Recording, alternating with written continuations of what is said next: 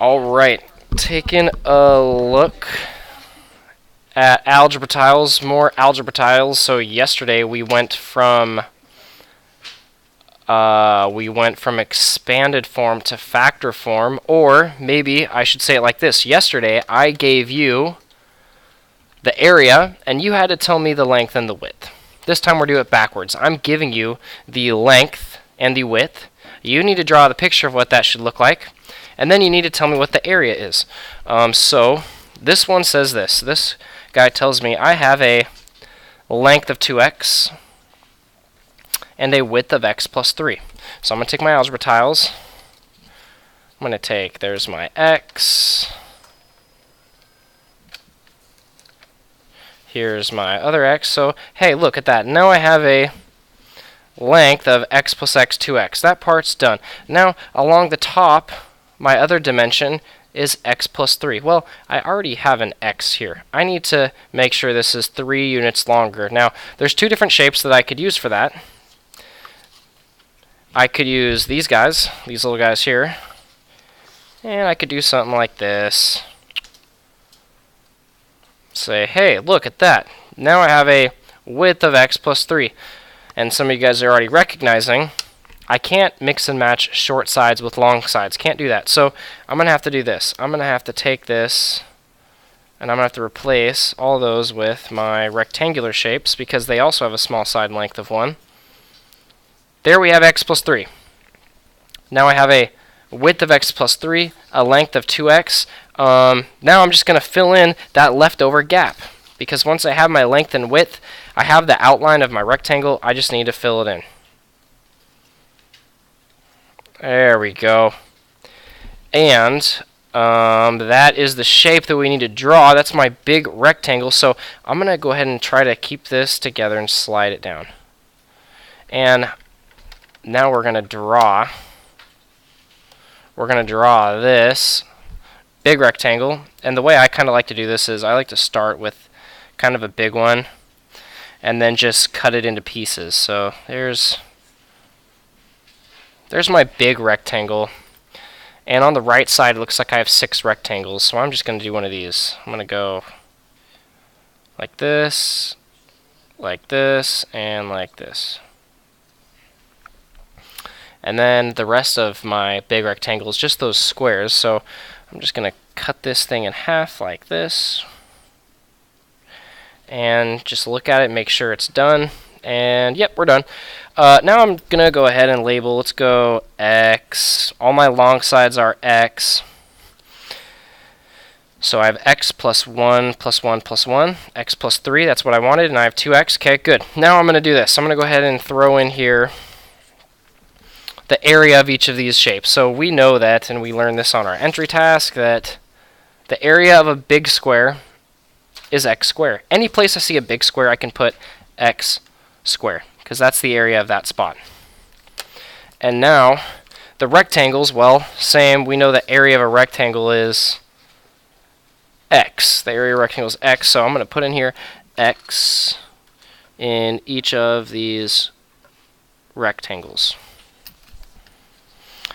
And then my equation then down here for area, I'm just going to add it up. Well, x squared plus x squared, that's just 2x squared. Let's go ahead and write in here 2x squared. And then all these x's, well, let's 1, 2, 3, 4, 5, 6 of them. I'm going to say plus 6x. And that's it. Done. Now, I'm just going to give you 2 fancy new vocabulary words. 2 fancy new vocabulary words. When we have this written like length times width like this, we call that factor form. Factor form. Factor form.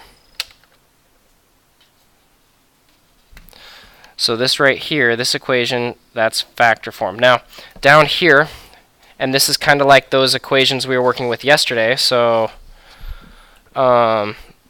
these equations right here, and often there's a 0 at the end. Well, we could write this. We could say plus 0 because we have 0 of the little squares. But this kind of equation, we like to call this expanded form. So let's go ahead and write that in here. Expanded form. expanded form. There's your expanded form equation. So again up here, another example, I have a length and a width, and a width, and this is also factor form. And I want to put it in expanded form, so I'm going to do the same process backwards. I'm going to x plus 4, I need to take my big square there because my big square has a side length of x. And plus 4, well, I better add, and I could go either way. I could go to the bottom first, doesn't matter. I'm going to go to the right this time. X plus 1, x plus 2, x plus 3, and x plus 4. Okay, that's good.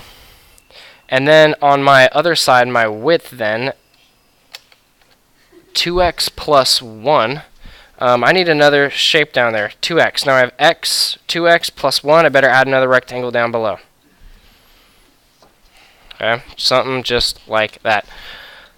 Now I need to fill in the gaps. I need to fill in the rest of my square, make sure I have the whole thing filled out. So let's see how easy or difficult that may be on this one. It looks like my rectangles are fitting in there nicely. Rectangles fitting in there nicely.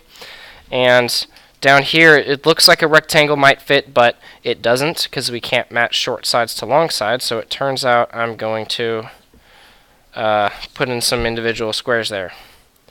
Hey, there we go. Now we have our rectangle. Now very carefully I'm going to try to slide this down without messing it up too much. That wasn't so bad. And we're going to sketch this in, and I'm going to try to do this one a little bit quicker. I'm going to sketch this picture. It looks something like this.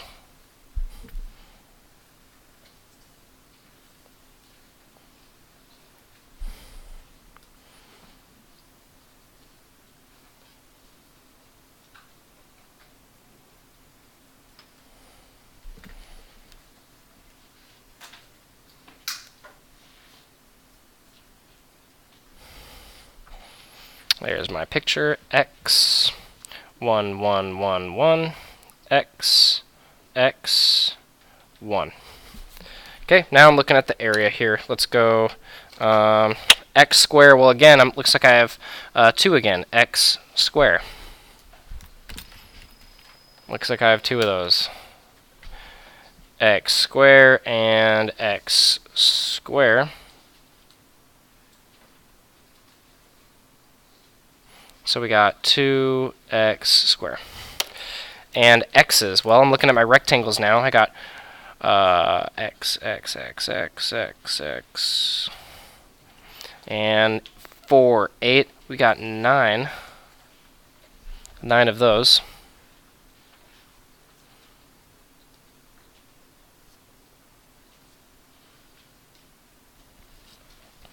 And then lastly, my little squares, these each have an area of 1.